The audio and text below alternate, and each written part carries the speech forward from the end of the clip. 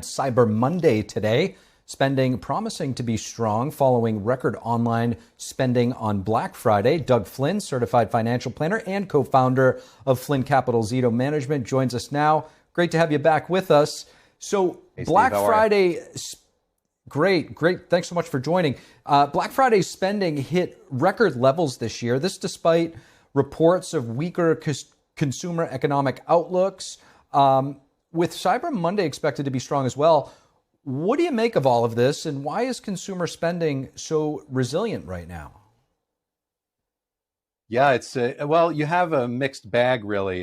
Consumer spending, some of the spending has to do with the fact that things cost a little bit more. So even if we just sell the same amount of stuff, but the costs went up, then you're going to have a greater overall spending amount.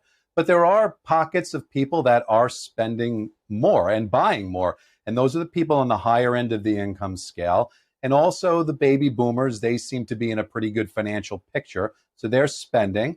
Some of the younger people are not spending as much. And maybe it's because they just can't keep up with the amount of increases of the costs due to how much things have risen. And they're not on as sound a footing overall with their own personal economy. So that's translating in there. But overall, when you take it in its aggregate, you are seeing some huge numbers on Black Friday, and also on the digital front. All the stores seemingly have shifted to getting a lot of online sales, mainly at the expense of, year over year in-store sales are not up that much. So it's kind of shifted as has been the case over the last couple of years.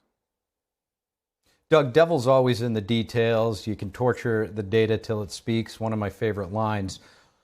When it comes to the psychological aspect, I mean, could it be that the economy is still in sort of a dicey situation and people are really that passionate about finding deals and they think this is going to be the only time that they'll find one, and that's why they're stocking up or taking advantage? And how important is that collective spending during the holiday season coming from all demographics? I mean, the average household is definitely spending close to its record high, and even if it's not quite as high as last year, it may still overall surpass in total dollars. But it's pretty close. If it's not the first, it's going to be the second highest. So consumer spending is key, as we talk about a lot. It's 70% of our economy, and so that economy is going to get a boost by all of this consumer spending. And so you could see also some other byproducts of this spending is that a lot of firms are saying that their seasonal employment numbers are good. They're hiring a lot of people.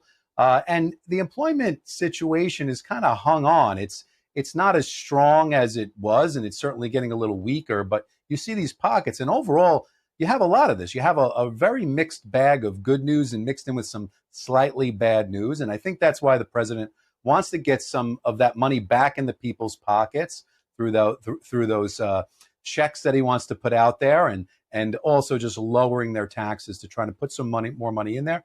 And then more importantly than anything else, he wants to get the interest rates lower, because that's really going to translate into the people having more money and helping those people. So that's kind of the mix that you have going on, but it's not all clear by any stretch. You do see these situations certainly around the labor market where even though it's hanging on, the people that do become unemployed are tending to stay longer unemployed than they had. So that's stretching. So that's a little bit of a concern.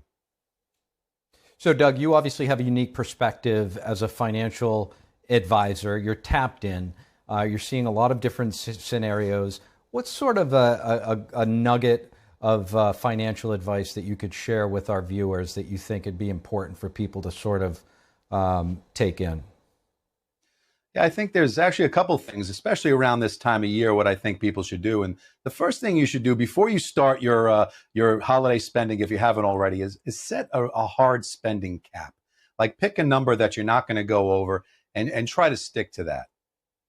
The next thing you should do is use the rewards. A lot of these companies are throwing rewards at you, but use them intentionally. Like, don't go overboard. A lot of times you end up spending more because of rewards. And so that's something you have to be really careful of. And the one takeaway, I think, more than anything else, you see a lot of these buy now, pay later situations. And those are okay in the short run. But if it stretches out anything longer than 6 months on these buy now, pay later things, people dramatically underestimate their expenses because those include interest. And so even if you're trying to stick to an overall spending number, if you're not thinking about the total amount and putting it on a buy now, pay later, I always say, well, later is going to come. And if you're not careful, it could be very expensive with that interest. So those are a couple of things that I think people should think about when they're doing all their holiday shopping. A lot of great advice right there. Don't chase the rewards. Doug Flynn, thanks so much.